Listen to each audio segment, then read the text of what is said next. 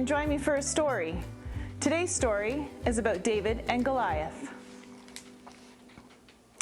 God chose a young man named David to be the new king.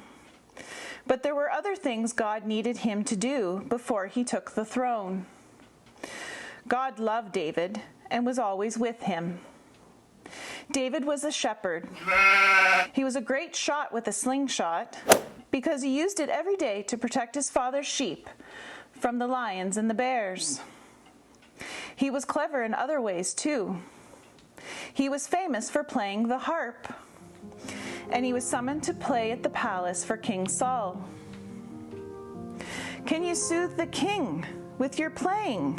one of the Saul's servants asked David. "He is in a terrible mood."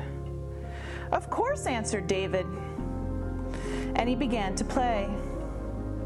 Sure enough, when the king heard David's playing, he quickly became calmer and happier. Far away, King Saul's battle with the Philistines was not going very well. The Philistines had a fierce warrior named Goliath. He stood 9 feet tall and was as strong as an ox. He was very proud, too. "Send your greatest warrior to fight me," he would say. "If he kills me, we Philistines will be your slaves. If I kill him, you will be ours." Only David was brave enough to take up the challenge. He knew that God would protect him. On the day of the fight, Saul offered David his own armor and sword, but David preferred to fight without it. He picked up his slingshot and 5 smooth stones from the river, put them in his pouch, and off he set to find Goliath. Goliath laughed when he saw David. "The Israelites' greatest fighter is a boy." But David stood his ground. "I come in the name of the Lord. I am not afraid."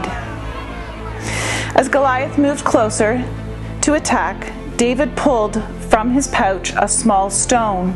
He placed it in his slingshot and fired. The stone hit Goliath in the forehead, and he fell down face first. Goliath was dead. When the Philistine army had seen this, they ran away into the hills. The Israelites had won.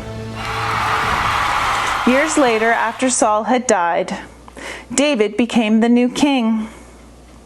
His greatest wish was to conquer the city of Jerusalem so he could keep a sacred box of God's laws, a box containing the 2 stones of the 10 Commandments.